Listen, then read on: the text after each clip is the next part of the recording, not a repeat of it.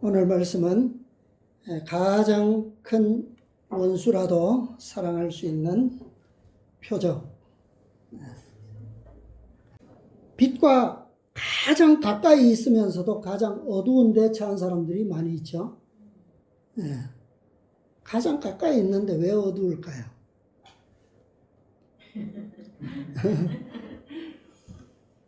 우리 속담에는 등잔빛이 어둡다라는 속담도 있지만 그런 거하고 상관없이 왜 빛이 가장 가까이 있음에도 불구하고 가장 어두운 흑암이 또 있을까요? 우리가 이제 이 과거의 구약시대 이스라엘 백성들의 역사를 우리가 쭉 보고 있지만 빛이 있는 쪽에는 어떤 결점이 있습니까? 빛 자체는 결점이 아니지만 항상 완전한 진리인데 그 진리를 소유하고 있는 편에 무엇 때문에 그래요? 뭐가 있어요? 우리 오늘 본 것처럼 편견이라고 하는 것이 있죠. 그죠? 편견.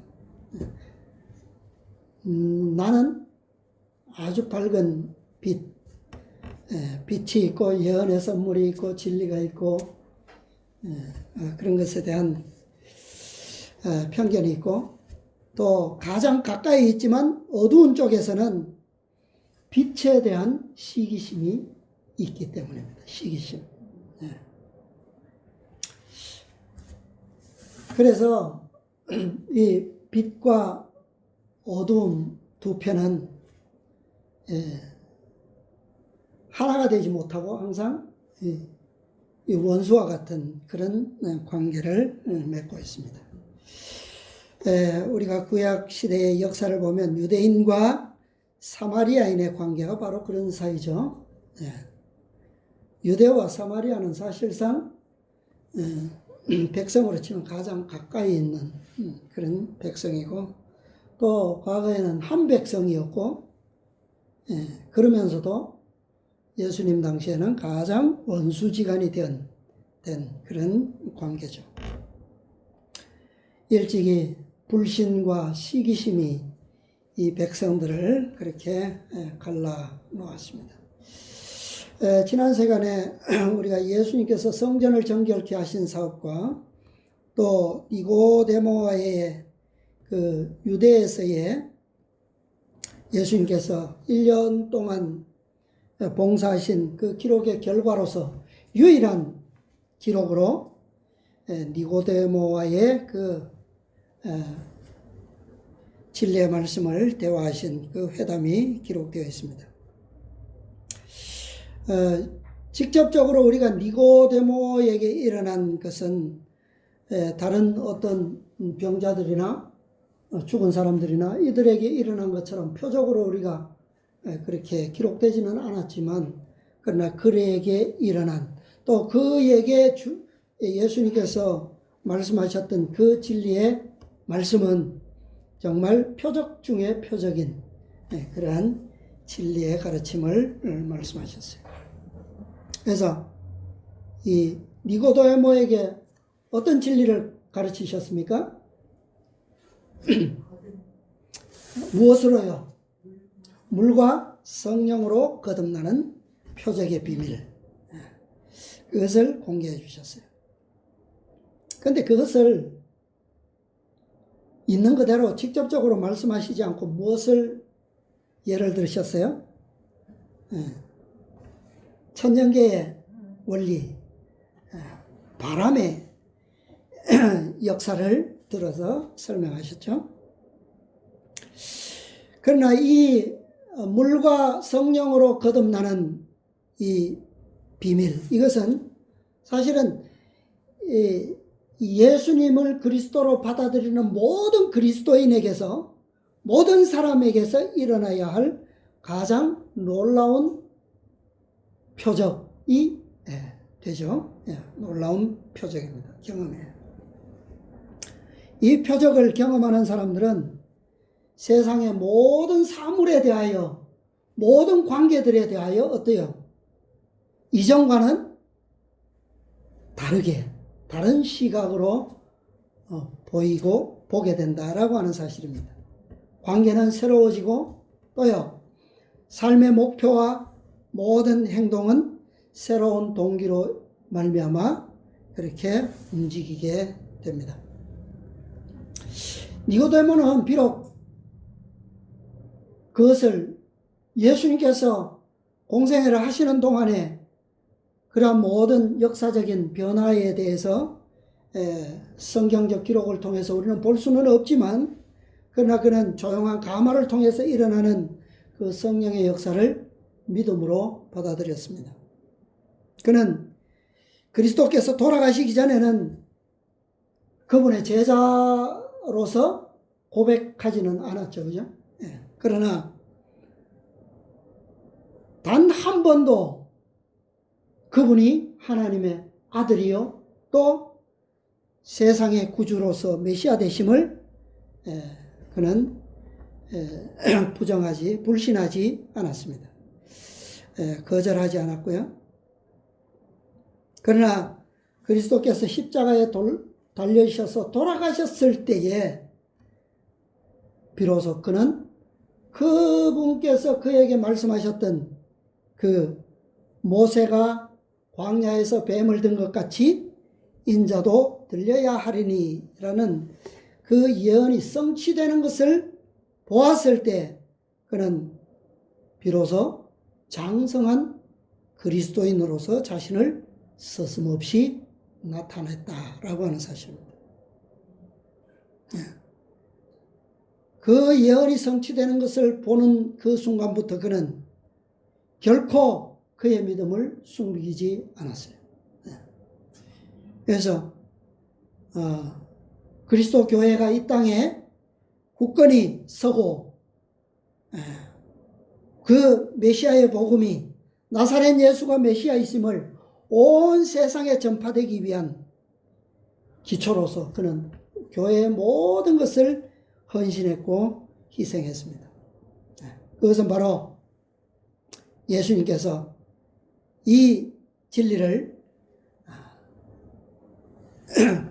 통해서 또 이 진리와 함께 역사하시는 성령의 그 역사를 그의 마음속에서 결코 불신하거나 거절하지 않았다라고 하는 결과로, 그 결과로 일어난 표적인 것을 우리는 볼 수가 있습니다. 자, 오늘 그 뒤에 또 한 표적을 낳는 그런 역사의 기록을 보겠습니다. 요한복음 4장, 니고데모에게 있었던 그 다음 장이죠. 요한복음 4장에 있는 말씀입니다. 4장 3절부터 있는 말씀입니다. 유대를 떠나사 다시 갈릴리로 가실새 사마리아로 통행하여야 하겠는지라. 사마리아에 있는 수가라 하는 동네에 이르시니 야곱이 그 아들 요셉에게 준 땅이 가깝고, 좀 말씀이 기니까 좀 다 아시니까 줄여서 13절부터 있는 말씀을 보겠습니다. 예수께서 대답하여 가라사대 이 물을 먹는 자마다 다시 목마르려니와 내가 주는 물을 먹는 자는 영원히 목마르지 아니하리니 나의 주는 물은 그 속에서 영생하도록 솟아나는 샘물이 되리라. 여자가 가로되 주여 이런 물을 내게 주사 목마르지도 않고 또 여기 물 길러 오지도 않게 하옵소서. 가라사대 가서 내 남편을 불러오라. 여자가 대답하여 가로되 나는 남편이 없나이다. 예수께서 가라사대 네가 남편이 없다 하는 말이 옳도다. 네가 남편 5이 있었으나 지금 있는 자는 내 남편이 아니니 내 말이 참되도다. 여자가 가로되 주여 내가 보니 선지자로소이다. 우리 조상들은 이 산에서 예배하였는데 당신들의 말은 예배할 곳이 예루살렘에 있다 하더이다. 예수께서 가라사대 여자여 내 말을 믿으라. 이 산에서도 말고 예루살렘에서도 말고 너희가 아버지께 예배할 때가 이르리라. 너희는 알지 못하는 것을 예배하고 우리는 아는 것을 예배하노니 이는 구원이 유대인에게서 남이니라. 아버지께 참으로 예배하는 자들은 신령과 진리로 예배할 때가 오나니 곧 이때라. 아버지께서는 이렇게 자기에게 예배하는 자들을 찾으시느니라. 하나님은 영이시니 예배하는 자가 신령과 진리로 예배할지니라. 여자가 가로되 메시아 곧 그리스도라 하는 이가 오실 줄을 내가 아노니 그가 오시면 모든 것을 우리에게 고하시리이다. 예수께서 이르시되 네게 말하는 내가 그러라 하시니라. 아멘. 예, 대화는 더 있지만 또 여기까지 보겠습니다.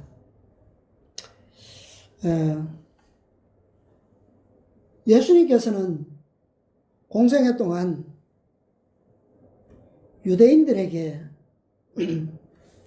특히 바리새인들에게 말씀하실 때에 어떻게 진리를 말씀하셨다고 되어 있습니까? 비유와 상징으로 그들에게 진리를 말씀하셨어요. 그런데 이 사마리아 여인에게는 어때요? 비유로 말씀하시지 않고 진리를 있는 그대로 나타내셨어요. 왜 그럴까요? 왜요? 여기 방금 읽은 말씀에 보니까 예수께서 이르시되 26절에 네게 말하는 내가 바로 그러라. 누구라는 말이에요? 이 수가의 우물가에 나온 여자가 누구를 말했습니까? 메시아 곧 그리스도라 하는 이가 오실 줄을 내가 아노니 그랬어요. 그런데 예수님께서 그가 바로 누구라고요? 네로라. 그렇게 직접적으로 말씀하신 거죠. 유대인들에게는 아무에게도 그렇게 말씀하시지 않으셨어요. 누구에게까지? 제자들에게까지도 직접적으로 그렇게 말씀하시지 않으셨어요. 자, 시대의 소망에 있는 말씀 보겠습니다. 188페이지.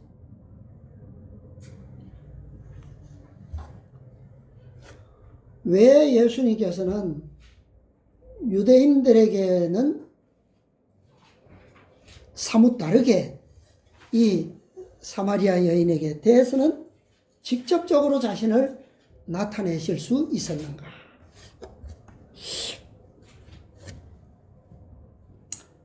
(188, 189페이지에) 예수께서 그 여자에게 대답하여 말씀하셨다. 있습니까?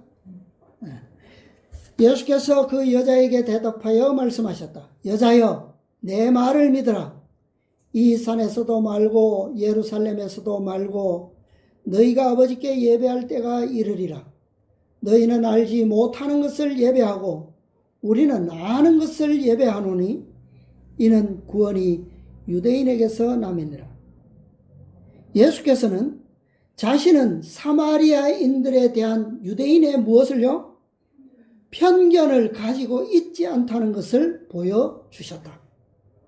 사마리안 예수께서는 지금 유대인들에 대한 이 사마리아인의 편견을 뭐 하시고자? 깨뜨리시고자 하셨다.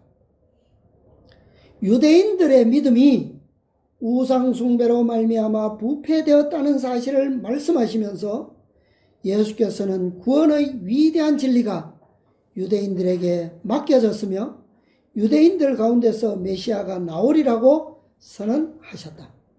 그들이 가지고 있는 성경에는 하나님의 품성과 그의 정부의 원칙들이 명백히 제시되어 있었다. 예수께서는 자신을 하나님께서 당신 자신에 대한 지식을 주신 백성들 곧 유대인으로 분류하셨다.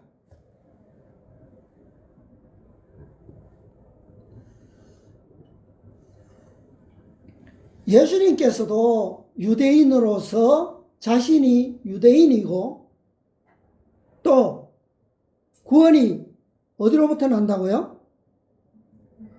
유대인으로부터 위대한 구원의 진리가 맡겨졌고 나온다라고 선언하셨어요. 그것은 변함이 없는 진리죠. 그죠? 비록 사마리아인들은 유대인에 대한 모든 것을 편견으로 바라보고 싫어하고 시기심을 가진 채 멀리 했지만 이 진리는 변함이 없죠. 그래서 그대로 말씀하셨어요. 그러나 예수님께서는 유대인들과 다르게 무엇을 보여주셨습니까? 무엇을요? 사마리아인들에 대한 유대인의 무엇을? 편견을 가지고 있지 않다라고 하는 사실을 보여주셨어요. 예수께서는 당신의 말을 듣는 사마리아 여인의 생각을 형식과 의식 문제나 쟁론의 문제들을 뭐하도록? 초월하도록 만드시기를 바라셨다.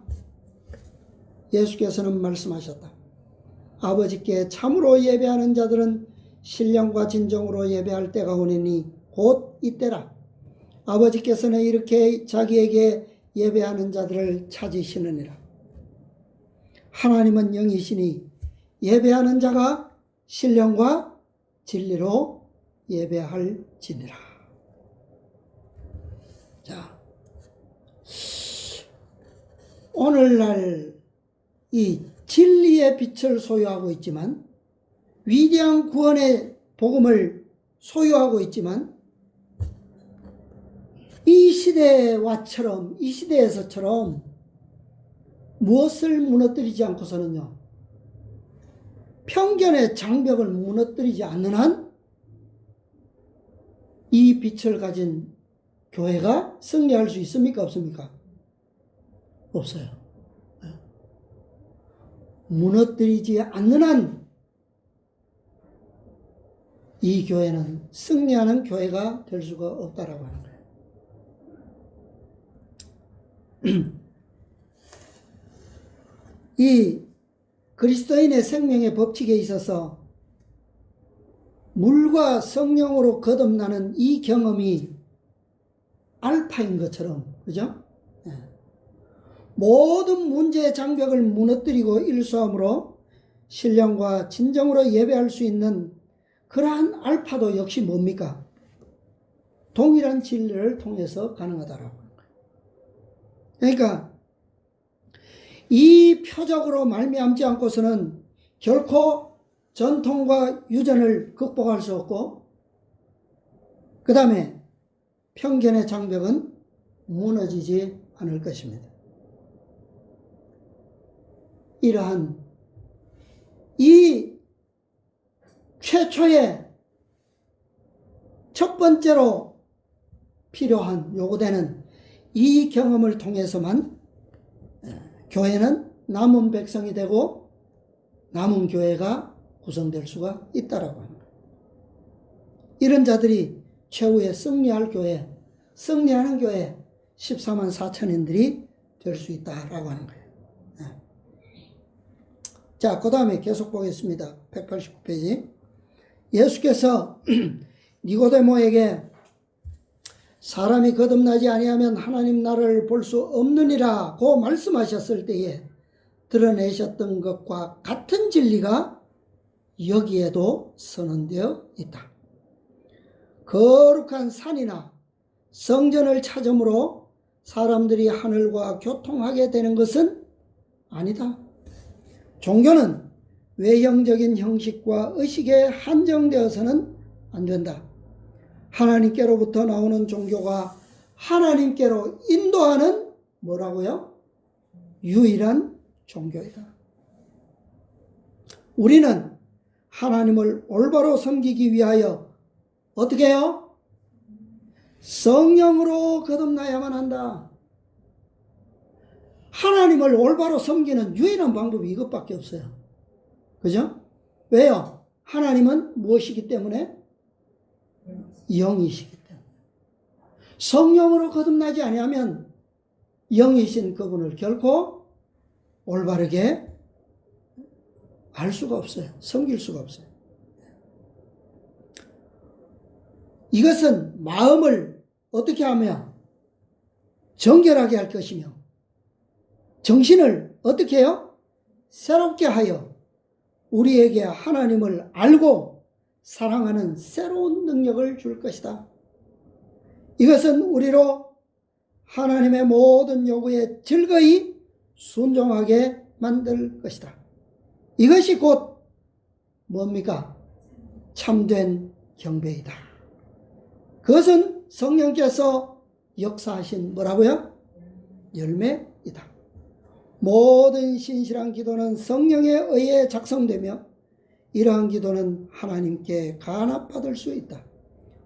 어디서나 영원히 하나님을 구하는 곳에는 성령의 역사가 나타나며 하나님께서 친히 그 영혼에게 자신을 뭐 하신다고요? 계시하실 것이다. 하나님께서는 이러한 경배자들을 찾고 계신다. 하나님께서는 그들을 받아들여 당신의 아들과 딸로 삼으시기 위하여 기다리고 계신다. 어디서요? 어디서 기다리고 계십니까? 내가 문 밖에 서서 뭐 하노니? 두드리노니.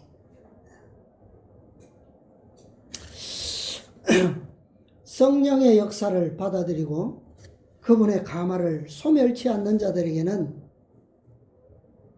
그리스도께서 친히 뭐 하신다고요? 친히 당신 자신을 계시하실 수 있다. 예수님께서 가시는 모든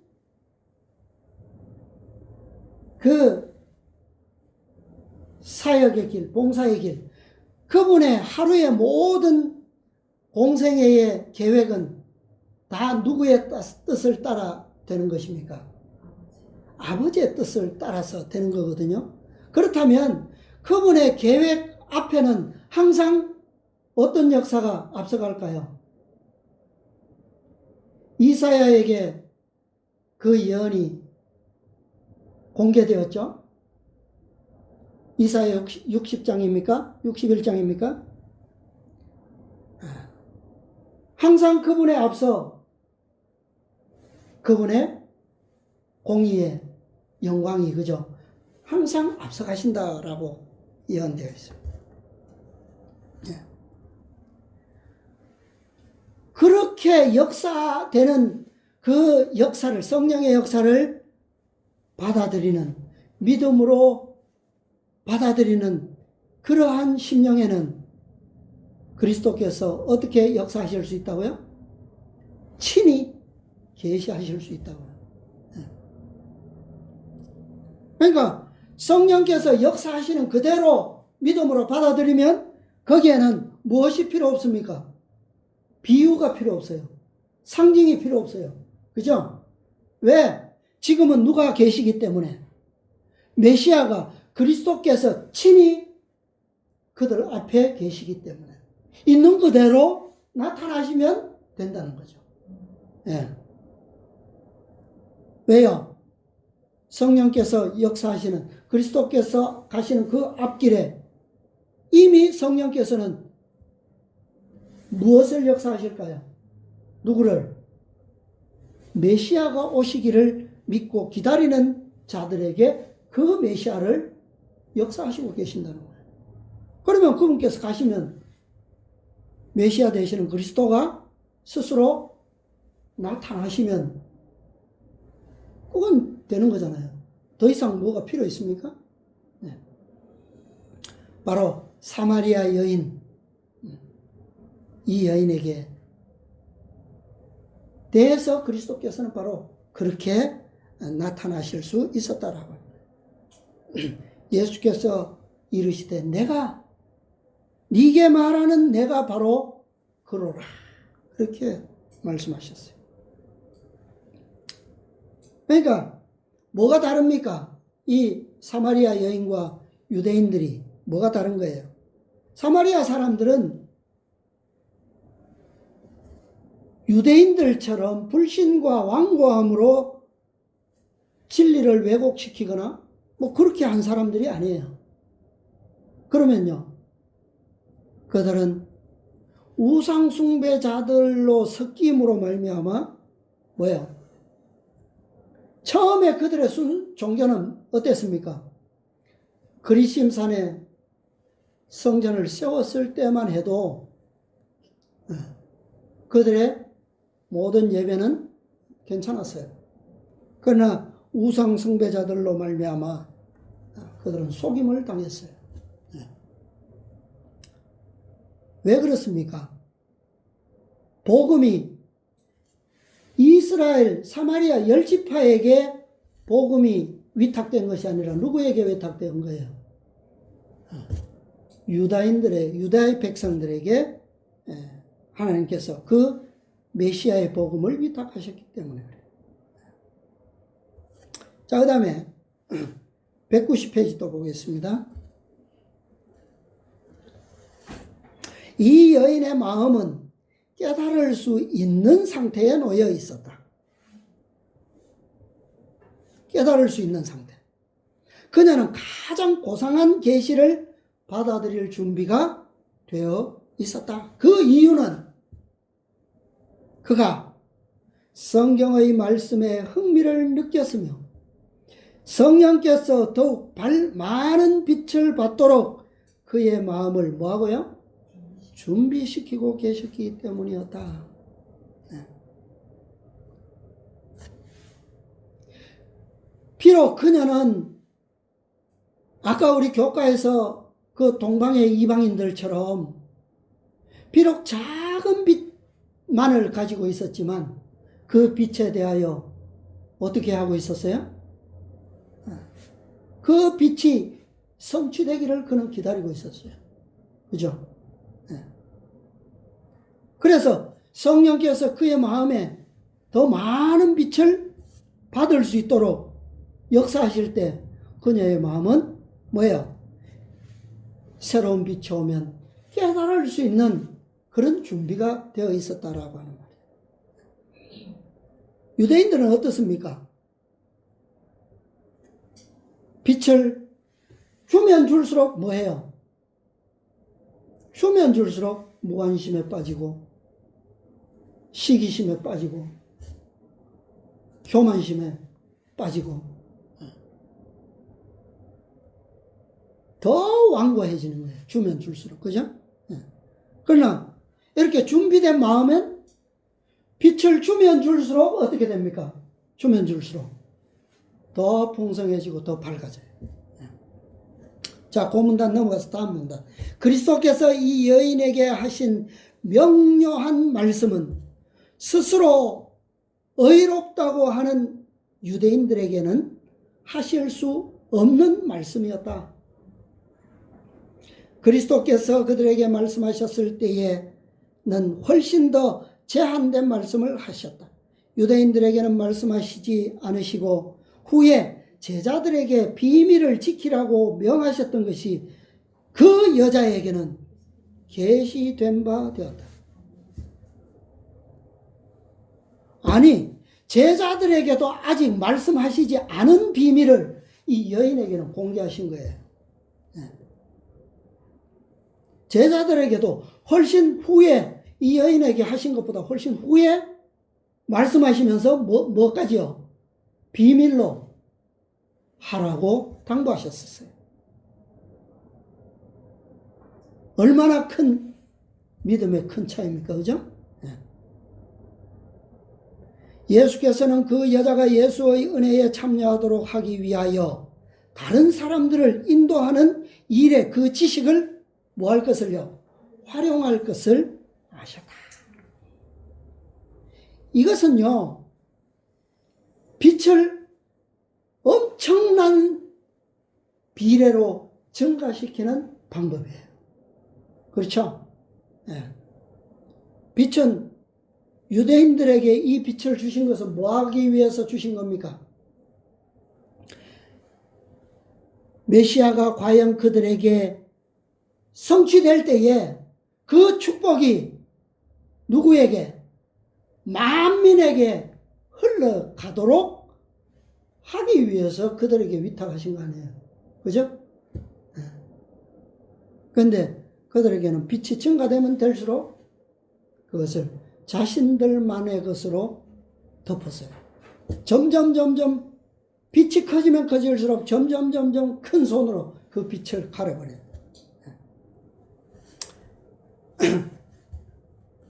예수님께서 이 여인에게 오시기 전에 1년 동안이나 유대 지방에서 유대인들을 위해서 공생애를 하셨어요. 봉사를 하셨어요. 그렇게 하셨지만 성경의 이 복음서의 기록에 보면 니고데모 외에는 이렇다 할 열매가 없습니다. 그나마 그 니고데모도 언제 나타나요? 3년의 공생의 봉사가 끝나고 십자가가 세워졌을 때, 그때에 그로부터 이제 열매가 모습을 드러내었을 뿐이에요. 이것과 비교하면 이 여인에게 나타나는 이 놀라운 열매는 얼마나 차이가 납니까? 그리고 예수님께서는 이 사마리아의 유대에서처럼 그냥 머무시면서 이렇게 전도하시려는 그런 계획도 아니었어요. 단지 어디로 가시려고? 어디로 가시는 길에? 갈릴리로 가시는 길에 아까 3절입니까? 보니까 유대를 떠나서 다시 갈릴리로 가실새 어쩔 수 없이 어디를요? 사마리아를 통행하기 위해서 들리셨을 뿐이에요. 지금 잠시 지나가시는 길목에 들르신 이 세겜 근처에 수가라고 하는 작은 마을, 그것도 유대인들이 가장 증오하는 그 사마리아인 이 여인을 통해서 예수님께서는 유대인들과는 너무나도 비교되고 너무나도 다른 엄청난 그런 아름다운 열매들을 예수님께서는 맛보셨어요. 유대에서는 1년 동안 심었지만 열매 꼬투리도 보지 못하시고 떠나셨는데, 여기서는 오시자마자 이틀 만에 뭘요? 열매를 보셨어요. 밭이 보라, 밭이 희어져 뭐가 되었다고요? 추수할 때가 되었다라고 말씀하셨어요. 유대인들은 예수님께 무엇을 요구했습니까? 가는 곳마다 예수님을 따라다니면서 방해하면서 무엇을 보기를 원했어요? 표적을 보기를 원했어요. 그런데 예수님께서 이 사마리아 여인에게 어떤 표적을 보여주셨어요? 뭐 보여주시긴 했죠. 어떤 표적입니까? 어떤 표적을 보여주셨어요? 이건 뭐 표적이라고 해야 됩니까? 여인의 감추고 싶었던 과거의 비밀, 그죠? 그것을 죄된 생애의 비밀을 잠깐 일깨워 주셨을 뿐인데, 이 단순한 하나의 증거만을 보여주셨을 뿐인데도, 그러나 이것은 물과 성령으로 나신 그리스도의 편견 없는 자비의 품성이 그녀에게 뭐요? 빛으로 나타난 결과였어요.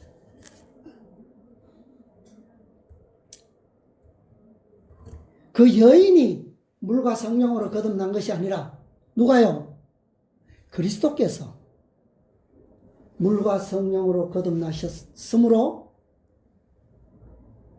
그분의 편견 없는 자비로운 품성. 그죠? 그것이 바로 이 여인의 마음을 어떻게 했습니까? 열게 만들었어요. 그 결과 단 이틀 동안의 씨 뿌린 결과로 사마리아 지방의 전도는 끝났어요. 훗날 제자들이 가서 뭐 하기만 하면, 추수만 하면 되었다 이 말이에요. 그 결과로 선한 사마리아인의 열매가 있게 되었고, 또 더 훗날 고침을 받은 10 문둥병자 중에 유일하게 구원받았던 사마리아인 문둥병자가 있었어요. 예수님의 공생의 마지막 유월절을 선포하기 위해서 이제 갈릴리로부터 예수님께서는 사마리아를 거쳐서 베레아를 거쳐서 마지막 유월절을 이제 예루살렘에서 성취하시기 위해서 가시는 길에 70인 전도자들을 보내실 때 가장 먼저 보내신 곳이 바로 이곳 사마리아였어요. 왜요? 유대인들이 가장 멸시하고, 그죠? 가장 원수지간으로 여겼던 그들에게서 가장 가장 빨리 이 복음의 씨에 대한 열매가 나오는 그런 아주 비교되는 그런 믿음을 예수님께서는 여기서 보여주시고자 하셨습니다.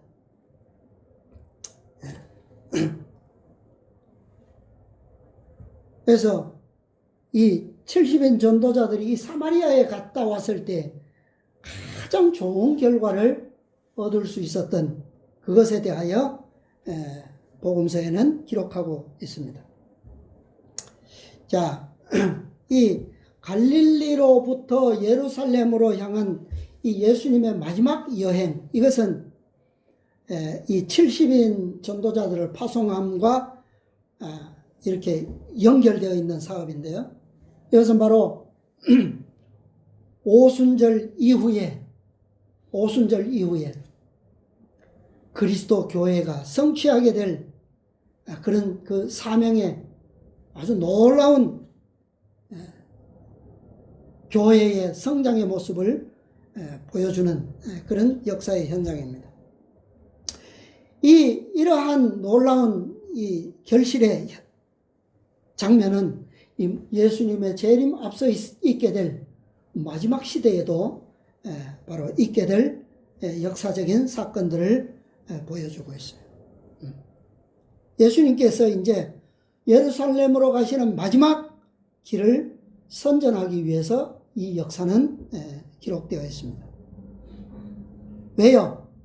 예수님께서 이제 이 땅에 오셔서 성취하실 세상 만인을 위해서 축복의 선물로서 십자가에 달리실 그 사건을 보여주시기 위해서, 그것을 알리시기 위해서 이 70인 전도자들은 이 목적을 위해서 파송된 것입니다.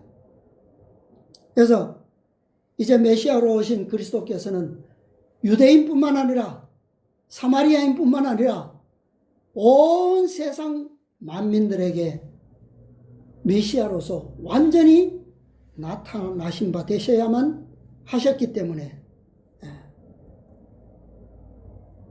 이제는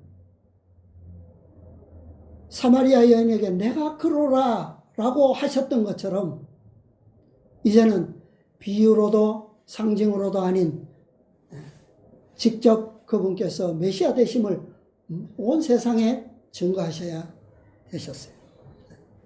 자, 시대의 소망 보면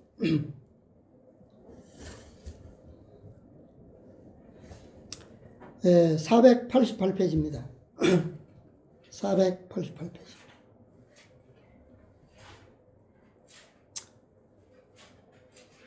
그래서 예수님의 공생의 가운데서 중에서 이 3년 반 동안의 공생의 가운데서 사마리아는 유대 다음으로 메시아의 복음이 전해진 곳이었는데 사마리아인들은 유대인들과는 달리 그분께 표적을 구하는 일도 없었고 그럼에도 불구하고 그 백성들은 그분을 믿고 메시아로 받아들인 최초의 백성들이었어요.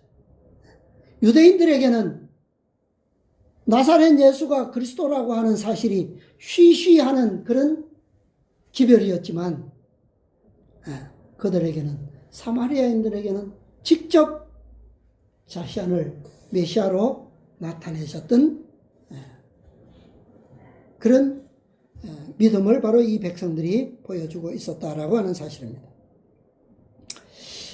488페이지 보면 구주께서 친히 사마리아를 방문하신 일과 후에 선한 사마리아인을 칭찬하신 일, 그리고 10사람의 병 고침을 받은 자 중에서 유독 감사에 넘치는 사마리아의 문둥병자만이 그리스도에게 돌아와 감사를 드린 일 등은 제자들에게 있어서 아주 의미 깊은 일이었다. 이 교훈은 제자들의 마음 깊이 스며들었다. 예수께서 승천하시기 바로 전에 제자들에게 그의 사명을 위임하실 때에 예수께서는 예루살렘과 유대와 사마리아는 제자들이 첫째로 복음을 전해야 할 곳이라고 말씀하셨다. 구주의 가르치심은 그들로 하여금 이 사명을 성취시키도록 준비시켜 왔었다. 제자들은 주의 이름으로 사마리아에 갔을 때에 백성들이 기쁨으로 영접하는 것을 보았다. 사마리아인들은 그리스도께서 칭찬하신 말씀과 그가 또한 저희 나라 사람들에 대하여 자비를 베푸신 사실을 알고 있었다. 사마리아인들은 저희가 예수를 거칠게 대하였음에도 불구하고 예수께서 저희에 대한 사랑으로 충만하심을 보고 마음이 예수께 끌렸다. 예수께서 승천하신 후에 사마리아인들은 구주의 사신들을 환영했으며 제자들은 한때 저희의 가장 큰 원수였던 사람들 가운데서 귀중한 수확을 거두었다.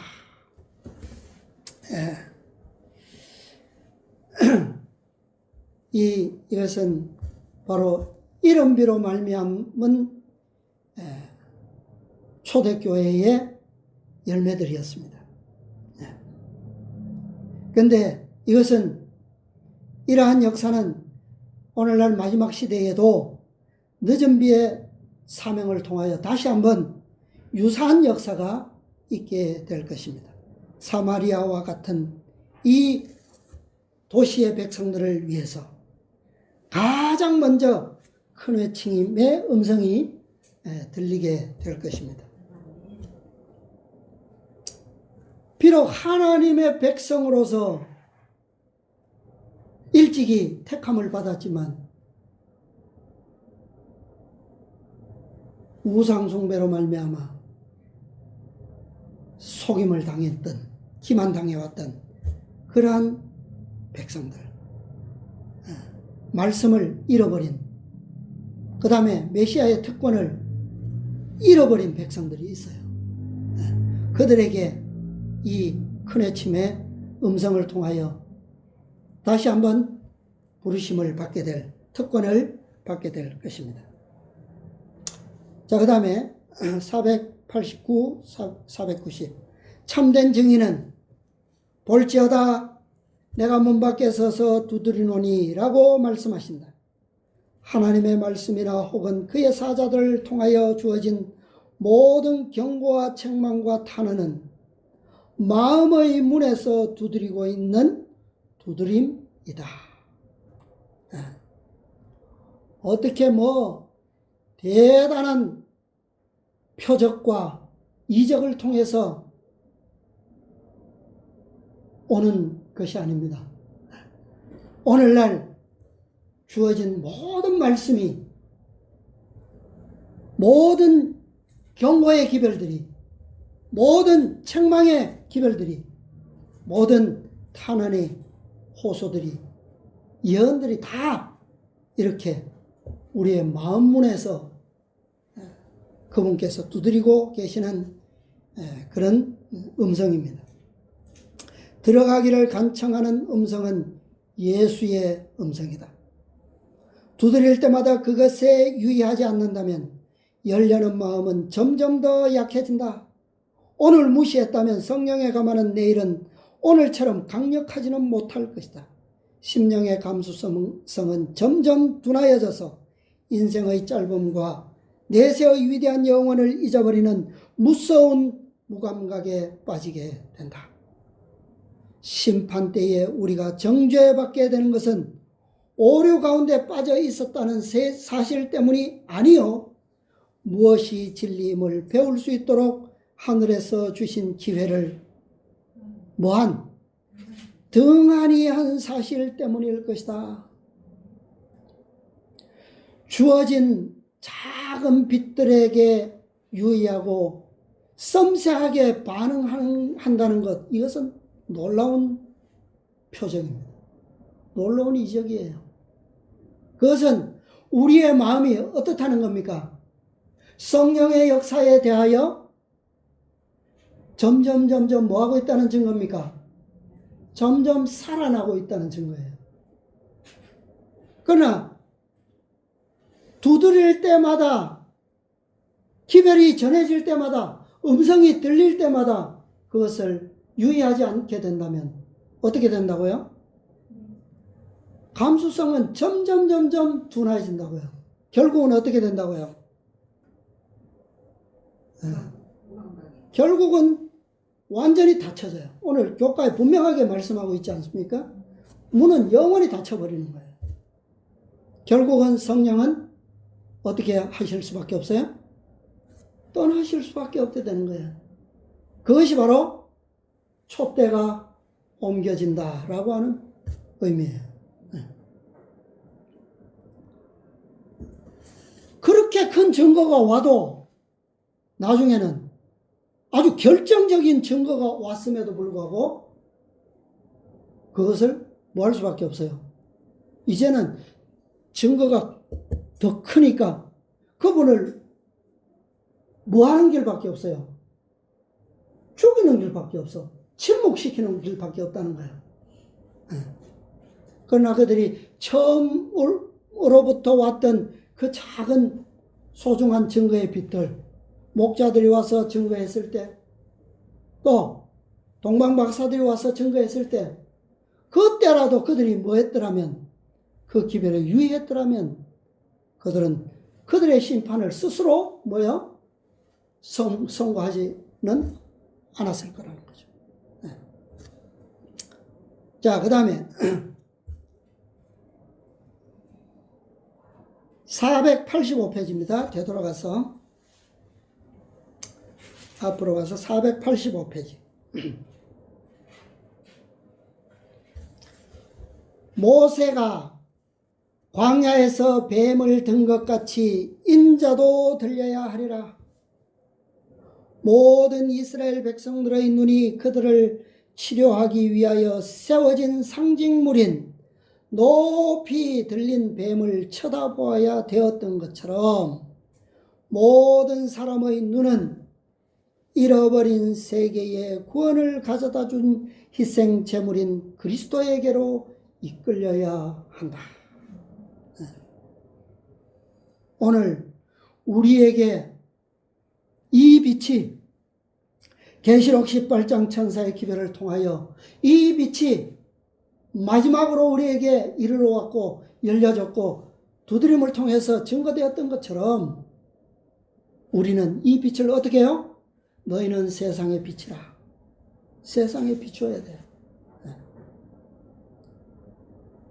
출애굽 광야의 40년 경험의 모든 표상은 오늘날 교회의 마지막 백성들을 위해서 주어진 증거들입니다. 40년 이스라엘 광야의 40년 역사 가운데서 최종적으로 그리스도의 의의 복음이 증거된 것은 바로 여기에요. 이 기별이에요. 계시록 18장 천사가 가져온 기별도 이 기별입니다.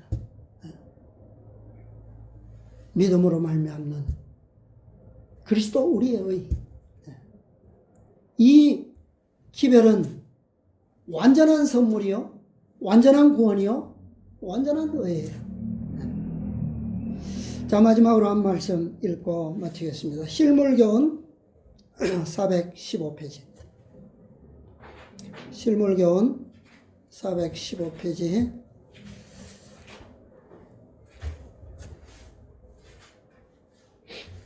우리가 자주 보는 말씀입니다. 이 세상을 덮고 있는 어두움은 하나님께 대한 어떤 어두움요? 오해의 어두움이다. 사람들은 하나님의 품성에 대한 지식을 잃어버리고 있다. 하나님의 품성은 잘못 이해되고 그릇 해석되고 있다. 이러한 때에 하나님께서 주신 기별이 뭐야? 전해져야 한다. 이 기별은 광범위한 가마력과 구원의 능력을 가지고 있다. 하나님의 품성이 널리 알려지게 해야 한다. 이 어두운 세상에 하나님의 영광의 빛, 곧 그분의 인자와 긍휼과 진리의 빛을 비춰주어야 한다. 성령으로 나시고 성령으로 충만하신 그리스도께서는 어떤 민족, 어떤 이방인에게도 진리를 풍성히 나누시려고 하셨어요. 누구에게도 편견을 가지지 않으셨습니다. 자신께서 가지고 계신 하늘로부터 가져오신 빛, 아버지께로부터 위탁받은 그 진리의 빛, 아버지의 품성의 영광 그대로를 있는 그대로 다 나누어 주셨어요. 자, 한 문단 건너서 보겠습니다. 신랑의 오심을 기다리는 자들은 백성들에게 어떻게 해요? 너희 하나님을 보라고 외쳐야 한다. 세상에 비칠 마지막 자비의 빛, 곧 세상에 전파되어야 할 마지막 긍휼의 기별은 하나님의 사랑의 품성을 드러내는 것이다. 하나님의 자녀들은 하나님의 영광을 드러내어야 한다. 그들은 저희의 생애와 품성을 통하여 저희를 위하여 행하신 하나님의 은혜를 나타내어야 한다. 아멘.